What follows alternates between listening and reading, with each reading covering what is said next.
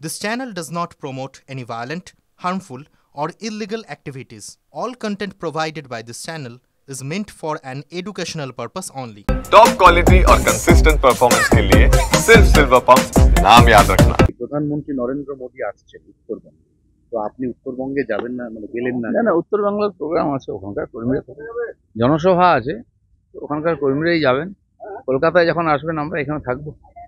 হ্যাঁ, সেটা আজকে তো আপনার মানে সবাই, সুকান্ত মজুমদার, শুভেন্দু অধিকারী, যারা লিডার আছেন তাদের প্রোটোকল থাকে, তাদেরকে থাকতে হয় প্রাইম মিনিস্টারের সঙ্গে।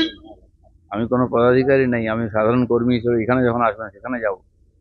দিলীপ ঘোষ পদাধিকারী নয়, কিন্তু দিলীপ ঘোষ অত্যন্ত সক্রিয় কর্মী বিজেপির, সেই জন্য মাঠে সক্রিয় আছে, কর্মীদের সঙ্গে আছি। আমি সাধারণ কর্মীদের সঙ্গেই আছি। না, এটা তো আপনি এই পশ্চিমবঙ্গে এটা মানতে কোনো বাধা নেই যে বিধায়ক সংখ্যা ৭৭ পর্যন্ত তুলেছেন, সাংসদের সংখ্যা ১৮ পর্যন্ত তুলে দিয়েছেন।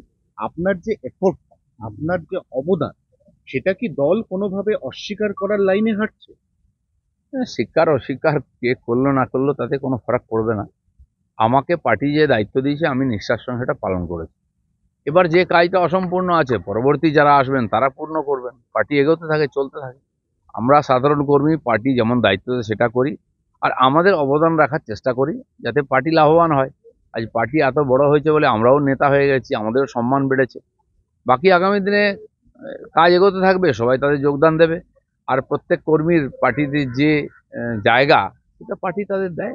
দিলীপদা, আপনি এখনো পর্যন্ত ফিজিক্যালি অ্যাক্টিভ, আপনি প্রচন্ড এনার্জেটিক, ভালো বক্তা। আপনার হাত দিয়ে দল ওই পর্যায় পর্যন্ত উঠে গেছিল, তাহলে এখন দল আপনাকে কাজে লাগাতে চাইছে না? পার্টি আমাকেও সম্মান দিয়েছে, মর্যাদা দিয়েছে, আমাকে সর্বভারতীয় দায়িত্ব দিয়েছে। তারপর নির্বাচনের জন্য সবাইকে যারা নির্বাচন লড়েছিলেন তাদেরকে পার্টির কমিটি থেকে আলাদা করা হয়েছিল যে আপনার ইলেকশন লড়ে নিন। ইলেকশন হয়ে গেছে, নতুন করে কমিটি হচ্ছে। সারা ভারতবর্ষে আমাদের সাংবিধানিক পদ্ধতিতে একবারে নির্বাচিত প্রেসিডেন্ট এবং কমিটি হচ্ছে। তো এবার আমরা সবাই আছি, নতুন কমিটিতে কে কোথায় জায়গা পায় দেখে সেভাবে কাজ হবে। আপনার খারাপ লাগে না? আপনার খারাপ লাগে না? খারাপ লাগবে কেন? আমি কোনোদিন ভাবিনি আমি প্রেসিডেন্ট হবো, আমি এমএলএ হবো, এমপি হবো। পার্টি যেটুকু বলেছে আমি সেটা করে দেখিয়েছি। আবার পার্টি যদি আমাকে দায়িত্ব দেয় আমি সেটা করবো। আমাকে যদি পার্টি বলে তুমি সাধারণ কর্মী হিসেবে কাজ করো, তো পার্টির মধ্যে থাকবো, তো পার্টির কাজই করবো। এর জন্য আমার কোনো দুঃখ নেই, আশা প্রত্যাশাও নেই। আপনার বিয়ের দিন সকালবেলা আপনার বাড়িতে সুকান্ত মজুমদার গিয়েছিলেন, অনেক বিজেপি নেতা গিয়েছিলেন, কিন্তু আপনার এই জগন্নাথ মন্দির মুখ্যমন্ত্রীর আহ্বানে সাড়া দিয়ে ঘুরে আসার পর থেকে আপনার সঙ্গে এই রাজ্য স্তরের বিজেপি নেতারা তারা যোগাযোগ রাখেন? অনেকের যোগাযোগ রাখেন, অনেকে দেখাও করছেন। এর আগেও অনেকবার এরকম অনেক ব্যাপার নিয়ে দ্বিমত হয়েছে।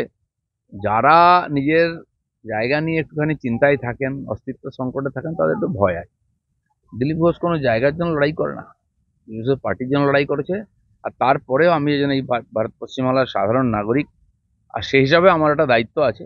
আমি একেবারে এই বয়কট আপন পর কোনোদিন বিশ্বাস করিনি, আগামী দিনেও করব না। আমার মনে হয় কোনো পার্টি সংগঠন এটা করতে পারে না। কিন্তু ভারতীয় জনতা পার্টিতে আছি, পার্টির কর্মী হিসেবে পার্টির নীতি আদর্শের সঙ্গে, ডিসিপ্লিনের সঙ্গে আছি।